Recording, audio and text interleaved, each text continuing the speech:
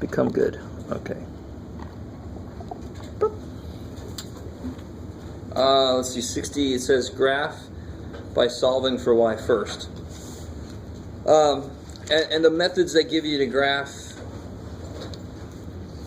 So, oh yeah, all right. They give an example 7. This isn't quite what some of you guys are hoping for. Today we're going to get to the point where we can do like somebody asked last time. We'll be able to have a point and a direction, and that's all we'll need to graph, right? A point and the slope, bam. That's the quickest way to graph. We're not quite there yet. So this is what we talked about yesterday. I don't know if you guys remember, we did that problem where we had a fraction in the problem. So we wanted to be smart about what we put in there. So number 60, right? How do I solve this for y? Yeah, so I want to get that by itself, kill the 3x. And then divide by 2, kick ass. So y equals negative 3 over 2x plus 3. So what kind of values do you want to plug in for x? Because by section 3.2, all we know is how to make a table and graph these bad boys from a table. 0 is always pretty smart. I love 0. Now beyond 0, what else is good to plug in there? Even numbers again, right? Just like yesterday. So there's a 2 on the bottom. I want to plug in numbers that are divisible by 2. If there was a 7 on the bottom, I would want to plug in numbers that are divisible by 7. That's crazy. Why do I want to do that? Because I'm going to have to graph these damn things. And I can't graph 11/7 very well. Right? So I'd rather graph whole numbers and then connect the dots. And all the fractions are caught in the middle. That sounds really good. There's one question. I don't know if this is the wrong way to do it. But like I plugged in a couple, kind of estimated some numbers and plugged it in to see if it worked. And then, then I isolated the y after doing that. Well, as long as you show that it's true. But in general, guess and check is not allowed. Yeah, you've got to have a systematic way, not a guess and check way. Because if the answers are really weird, guess and check will never get there. Yeah. Now here, if the instructions did not tell me to do this, does somebody have a better way to graph this thing? And I know this is frustrating, but they're trying to get you to think, in case something happens later, what to do in the situation when you have this. But what's a better way to graph this? What could we do that we learned yesterday? What could I find to graph this equation quickly? Intercepts. You guess, right? Just plug a 0 in for x, you get the y-intercept. Plug a 0 in for y, get the x-intercept. You guess. And that would be quick. Yes. So the book, of course, they want us to have this harder stuff to do just in case it comes up later. Baby. So I know that can be a little frustrating. They should have just given you this problem to begin with. Because if I see that, I'm like, let me just do this the easy way. That makes sense. Okay, baby. So if I just gave you that problem on a test, I said, graph this, I would sure as all hell, I'd hope most of you would just get the intercepts. That's quick. Bam. All right. Anything else from homework? Yeah. So just place the 0 basically in the variable. Yeah, so 0 is a good one. And then, like you said, another good one would be, you just place a 0 in. So what are you going to put a 0 in? Yeah, you get, come as 2 and a 0. There you go, Jeff. Oh, no coffee this morning, Jeff. Okay. Y equals 3 when x is 0. Another good input for x would be 2. That's crazy because, again, it's divisible by 2, so I'm not going to end up with any fractional answer. The 2 is going to die. Right? So sort of another way when we see fractions in an equation, I can multiply by the denominator, the LCD, I can kill it. This is sort of like that. I want to plug something in that's going to kill that denominator. It's going to be anything divisible by 2. So 2 is a good thing to plug in, 4 is a good thing to plug in, negative 2 would be good to plug in. So you plug it in, plug it in, plug it in, and get a bunch of points, plot them, and then connect them. Yes, ma'am? So if you plug in 2 for x at that point, the 2's would cancel out, but would that still stay negative 3? Of course. Oh, okay. It's not the negative that bothers me. So if I plug a 2 in for x, the 2's cancel. So I get negative 3 plus 3 is 0. That's crazy. So it's kind of funny. We immediately get the intercepts anyway, just a little bit harder way. So if I make y 0, Divide by 3, I get x is 2. Holy shit. Alright. How are we doing? Is that decent right there? I mean, this is still relatively new, so for this class, so it's okay if you're not quite comfortable yet. Well, let me know if something doesn't make sense. Anything else from homework? You guys are doing the homework, right? You guys know there's homework? Some of you guys, I don't know if you know there's homework. All right. Let's see. So there's no other questions. I want to do one little quick thing, and then I'm going to give you this handout so I can finally shut the hell up. I talk a lot. So last time we talked about slope a little bit, and I just want to remind you about slope and then go one step further because I have some questions on here about slope.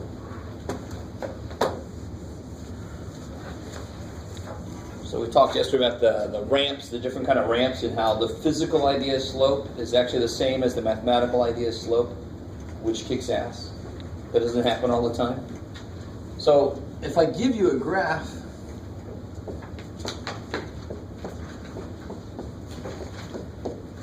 let's see. I have a point here. Make that big. And a point there. Let's do it there. Sure, Jeff. Whatever. This is -1, -2, -3, 1, 3, 1, right? Okay. So always show me the scale you're using, right? Always. So I can tell what the hell's going on. So what point is this? Trying to be there. -3, 1. Yeah, -3, 1. I went back 3, and then up 1. And then this point, of course, is 1. 1, -2. Kick ass. So this line that's going through these points, hey, wow. Sorry. I'm easily excited. What if it has 2 points?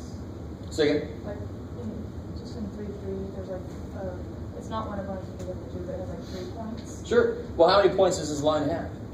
2. No. Infinitely many. How many have I highlighted? 2 of them, right?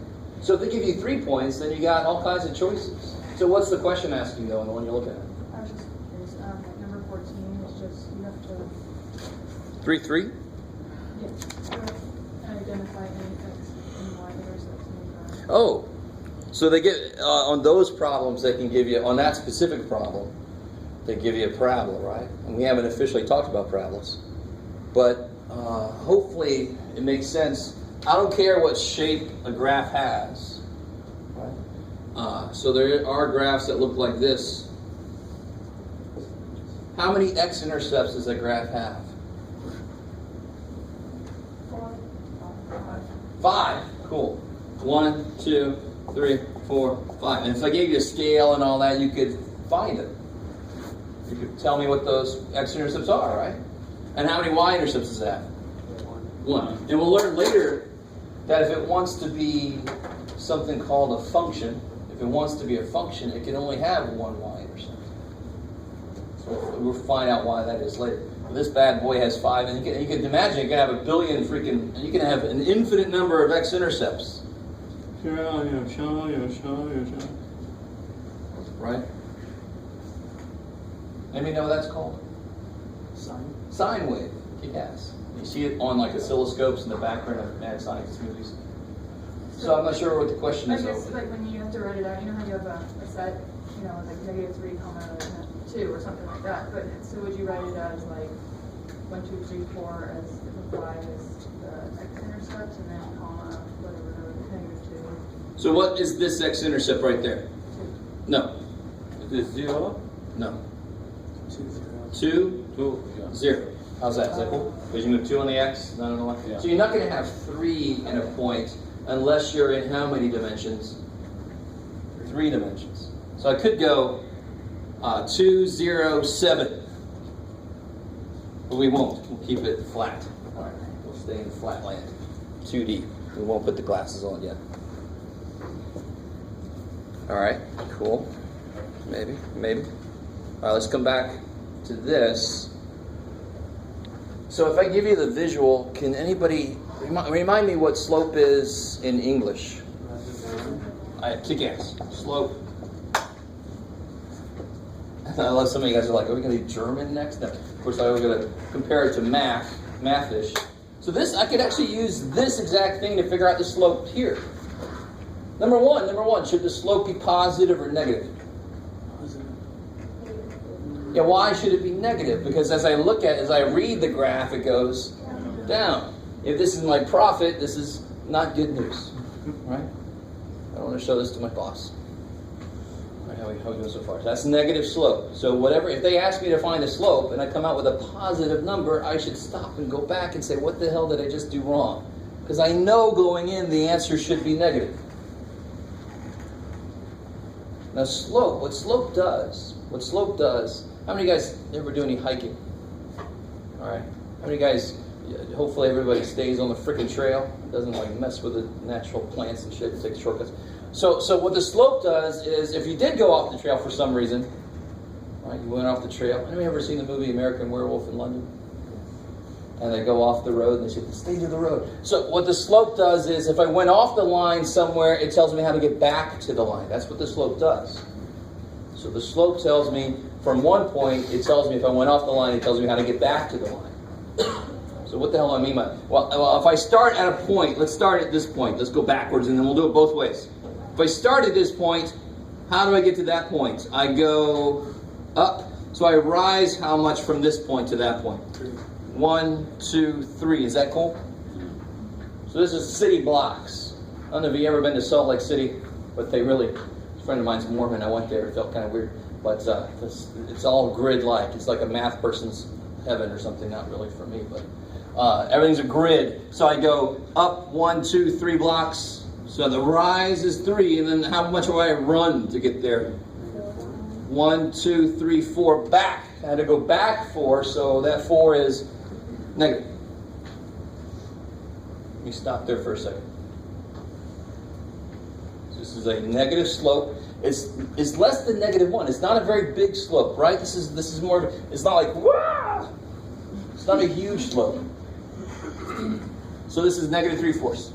But it shouldn't matter which way I go on a trail. If I go up to the top of the mountain, please let me come back down. I shouldn't have to start there and go, I should be, now I want to come back. Let me come back down.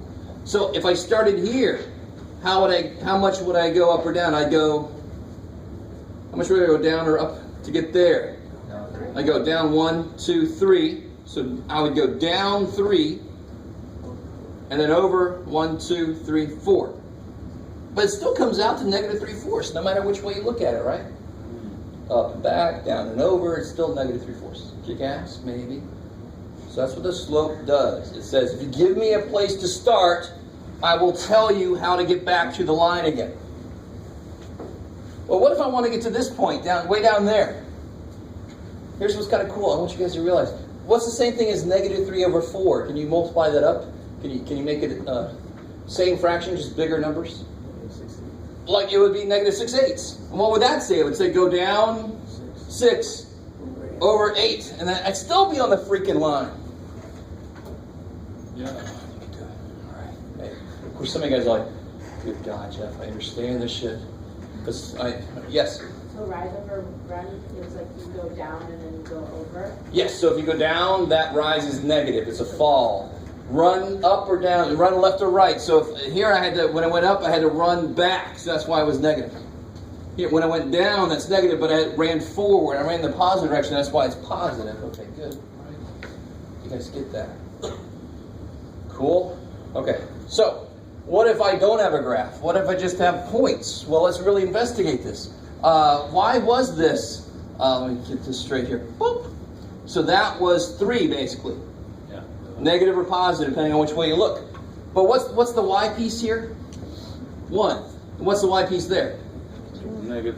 So how much did the y change? To these points, Yeah, it was 1. And to figure out how much things change, what operation do I use to figure out how things are different? I use what operation? Do I multiply? How do I figure out how different things are? Subtraction. Don't worry. So I want to subtract what it was with what it became. So now 1 minus -2 is 3. So that's how much the y's changed. So let's make this a little more mathematical.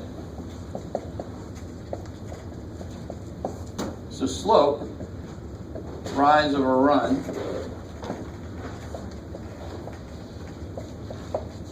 So when you rise or fall, what changes? The y. When you run up or down, what changes? The x. All right. So sure enough, the x here was -3. What's the x now?